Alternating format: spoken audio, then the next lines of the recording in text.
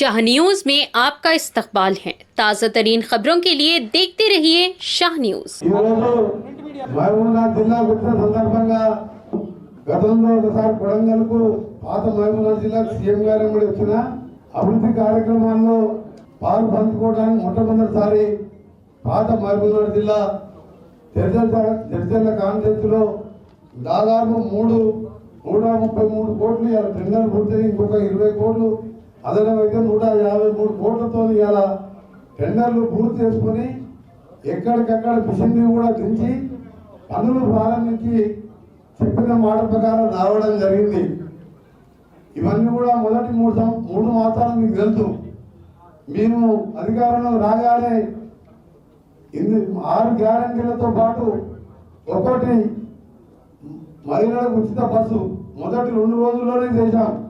దాదాపు 65 కోట్ల మంది మహిళలు ఇలా ఉచితంగా ప్రయాణం చేస్తున్నారు। దాంతోపాటు జీరో బిల్లు ఈరోజు 1000 రూపాయలు వచ్చే పేదవారికి ఇల్లు కరెంటు బిల్లు ఇలా జీరో బిల్లు వస్తుంది। అంతకుముందు 1000 రూపాయలు వచ్చేది ఉండే। సిలిండర్ తీసుకుంటే 1200 సిలిండర్ని ఇలా 500 రూపాయలకి అందిస్తూ సబ్సిడీ 700 రూపాయలు ఇస్తున్నాం।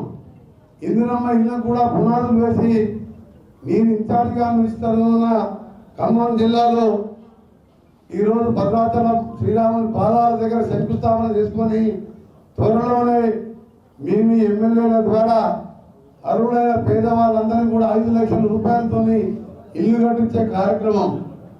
ఇవన్నిటికి తోడు ముఖ్యమంత్రి గారు మొన్ననే ప్రకటించిండు, ఎక్కడైతే ప్రాజెక్టులు మార్చిలోపు ప్రియారిటీలో మొదలు పెట్టాలో అప్పుడు మనం మొదలుపెట్టిన ప్రాజెక్టును వదిలిపెట్టిన ప్రాజెక్టులని మార్చిలోపే పూర్తి చేస్తారని చెప్పి వాళ్ళు రైతులకు ఒక వరంలాగా ఒక ప్రాజెక్టు కార్యక్రమాన్ని కూడా తీసుకోవడం జరిగింది।